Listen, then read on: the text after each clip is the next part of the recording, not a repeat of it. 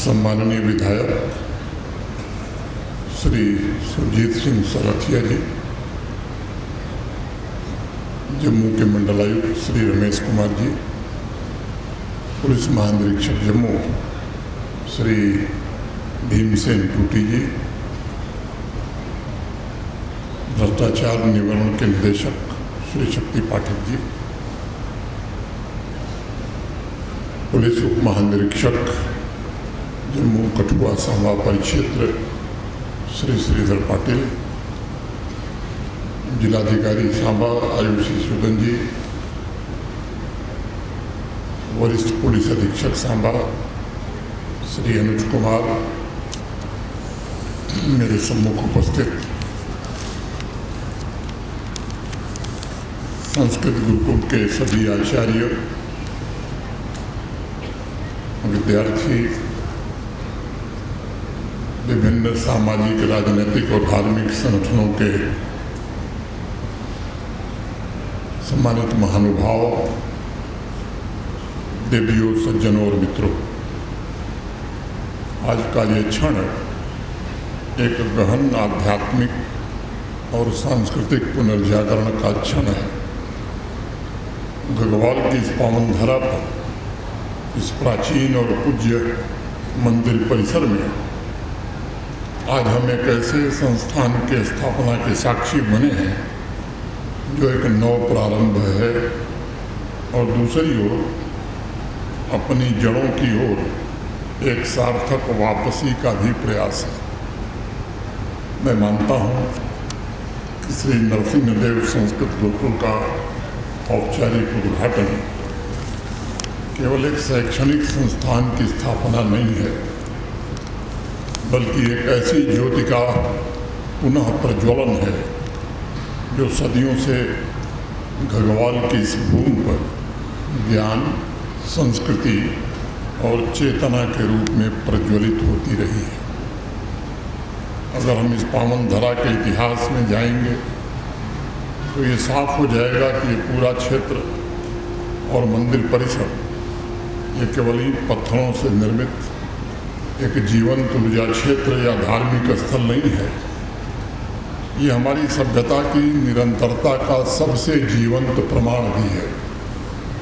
हमारी सनातन संस्कृति में कहा गया है कि भगवान नरसिंहदेव जो धर्म की रक्षा के लिए अद्वितीय रूप में अवतरित हुए थे, वह उस साहस, उस संकल्प और उस सत्य के प्रतीक थे जो हर युग में अन्याय के विरुद्ध खड़ा हुआ है। और इसलिए इस क्षेत्र में मंदिर परिसर को भी सदा से धर्म, ज्ञान और न्याय की रक्षा का केंद्र माना गया है। मुझे बताया गया है कि स्थानीय जनश्रुतियों और सांस्कृतिक स्मृतियों में यह स्थान केवल पूजा अर्चना तक सीमित नहीं था, बल्कि यहाँ वेदों की ऋचाएँ गूंजती थीं, संस्कृत के गूढ़ श्लोकों पर मंथन होता था और गुरु शिष्य के बीच ज्ञान का पवित्र संवाद भी प्रवाहित होता था। दूर दूर से विद्यार्थी यहाँ ज्ञान की प्यास लिए आते थे। उन्हें सिर्फ ज्ञान प्रणाली में निर्धारित शिक्षा ही नहीं मिलती थी, बल्कि जीवन जीने की कला भी सिखाई जाती थी। उन्हें चिंतन मनन की क्षमता सिखाई जाती थी। उन्हें प्रश्न करने का साहस दिया जाता था और सत्य की खोज के मार्ग पर चलने के लिए प्रेरणा भी दी जाती थी। मुझे इस बात की बेहद प्रसन्नता है, हमारी संस्कृति की वही गरिमा दोबारा पुनर्स्थापित होने का आज प्रयास हुआ है। ये सच है कि समय की धारा कभी सीधे नहीं बहती। भारत का इतिहास गवाह है कि परिस्थितियाँ बदलती रही हैं, लेकिन हमारी सनातन परंपरा का तेज कभी मंद नहीं हुआ। अथर्ववेद में हमारे यहाँ कहा गया, ब्रह्म ब्रह्मांड उज्जभार, ब्रह्म यानी ज्ञान से ही ब्रह्म विकसित हुआ है। आज हम इस क्षेत्र की उसी परंपरा को पुनर्जीवित करने के लिए एकत्रित हुए हैं यहाँ, और मैं समझता हूँ कि यह गुरुकुल उस विरासत का पुनर्स्मरण है जो समय बीतने के बावजूद, तमाम चुनौतियों को झेलने के बावजूद हमारे भीतर सदैव जीवित रहा है। आज इस अवसर पर यहाँ उपस्थित समाज के सभी प्रबुद्ध जनों से भी मैं कहना चाहता हूँ कि संस्कृत केवल एक भाषा नहीं है। संस्कृत हमारे चिंतन, हमारे दर्शन और हमारे ज्ञान का सबसे बड़ा आधार है। इसमें निहित वेद, उपनिषद, व्याकरण, दर्शन और नीति शास्त्र आज भी उतने ही प्रासंगिक हैं जितने प्राचीन काल में थे। संस्कृत को विश्व की सबसे प्राचीन जीवित भाषाओं में से एक माना जाता है। कौटिल्य, चरक, सुश्रुत, आर्यभट्ट, वराहमिहिर, ब्रह्मगुप्त, भास्कराचार्य ऐसे अन्य महान विद्वानों और लेखकों, विचारकों, ऋषियों और वैज्ञानिकों के कार्यों ने पूरे दुनिया की मानव सभ्यता के विकास में अद्भुत योगदान दिया है। आजकल सोशल मीडिया और इंफॉर्मेशन की उपलब्धता से विश्व के सभी देशों में लोगों को जानकारी ज़्यादा मिल रही है। भारत की ज्ञान परंपरा की वजह से ही दुनिया के अन्य देशों में विकास की क्रांति संभव हो पाई और संस्कृति की संपूर्ण ज्ञान प्रणाली ने अन्य भाषाओं का भी मार्गदर्शन किया। हमें इस बात का गर्व होना चाहिए कि वैश्विक साहित्य की महानतम कृतियाँ संस्कृत में ही लिखी गई हैं और साथ ही साथ गणित, चिकित्सा, वनस्पति विज्ञान, रसायन विज्ञान, कला में सबसे समृद्ध ज्ञान आज जो दुनिया में उपलब्ध है वो संस्कृत में ही है। अगर हम संस्कृत में मौजूद ज्ञान के भंडार को सरल और सहज तरीके से आम बोलचाल की भाषा में समाज के सामने रख सके तो मुझे विश्वास है कि अन्य भाषाएं न केवल समृद्ध होंगी बल्कि विद्यार्थियों को एक नया दृष्टिकोण भी मिलेगा। एक बात और मैं कहना चाहता हूँ कि संस्कृत भाषा सदियों से मानवता के लिए आवश्यक मूल्यों और आदर्शों का स्रोत रही है।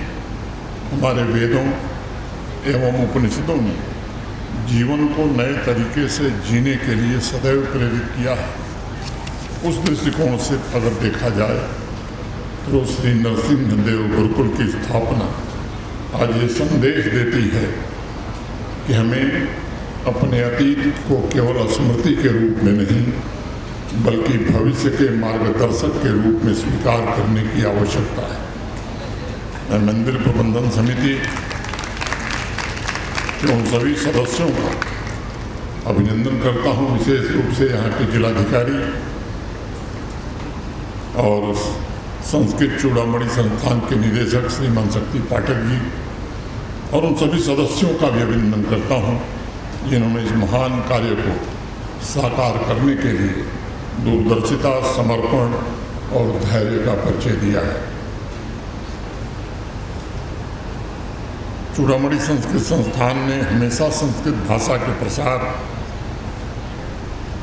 और इस गुरुकुल की स्थापना में अपना सहयोग जिस प्रकार दिया और सुनिश्चित किया है वो स्वाभाविक रूप से सनातन संस्कृति की धाराओं का संगम यहाँ नरसिंह धाम में हो तथा गुरुकुल के साथ नक्षत्र पार्क, योग ध्यान केंद्र का भी लोकार्पण आज यहाँ हुआ है।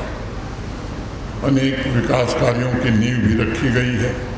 मुझे विश्वास है एक आवासीय संस्थान के रूप में यह गुरुकुल शिक्षा के समन्वित स्वरूप पर भविष्य में ध्यान देगा, जिसमें परंपरा की गहराई भी होगी, आधुनिकता, विज्ञान की आधुनिकता भी होगी और इन दोनों की व्यापकता और उसका संतुलन आने वाले वर्षों में इस संस्थान को अपने पूर्ण स्वरूप में विकसित कर सकेगा।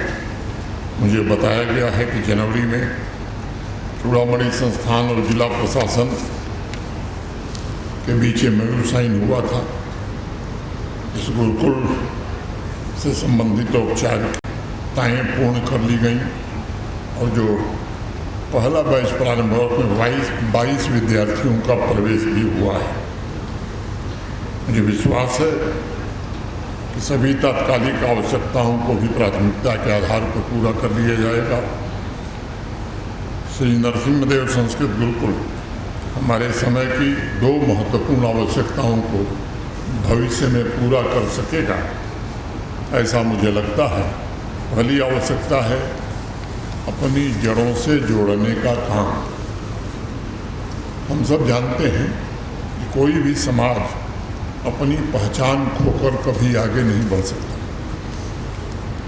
आप जानते हैं कि आज भारत विश्व में तीव्र गति से विकसित होने वाला देश है।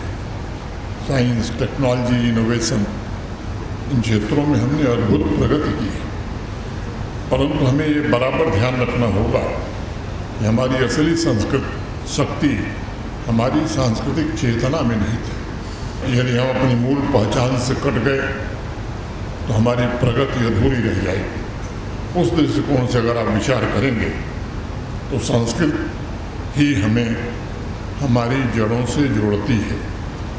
और ध्यान देने की बात यह है कि संस्कृत हमें केवल भाषा नहीं सिखाती, संस्कृत हमें सोचने की एक गहरी और संतुलित दृष्टि देती है तथा नैतिकता और कर्तव्य के बीच संतुलन एक मनुष्य कैसे स्थापित कर सकता है, वो संस्कृत ही बताती है। दूसरी जो सबसे बड़ी आवश्यकता आज की है वो क्वालिटी एजुकेशन, गुणवत्तापूर्ण शिक्षा। आंकड़ों के हिसाब से देखा जाए तो दुनिया की सबसे बड़ी युवा जनसंख्या का देश आज भारत है, परंतु ये भी सच है कि शक्ति ये जो हमारी है तभी सार्थक होगी जब उसे उच्च गुणवत्ता वाली शिक्षा प्राप्त हो। और इसलिए मैं मानता हूँ कि केवल संस्थान स्थापित करना पर्याप्त नहीं है, बल्कि ये सुनिश्चित करना ज़्यादा आवश्यक है कि उस संस्थान में शिक्षा की गुणवत्ता को सर्वोच्च प्राथमिकता दी जाए। इस विषय पर शक्ति पाठक जी ने विस्तार से बात कही है, मैं उसे आगे नहीं बढ़ाना चाहता हूँ। मैं गढ़वाल के सभी नागरिकों के प्रति भी हृदय से आभार व्यक्त करना चाहता हूँ। बात पूरी करने के पहले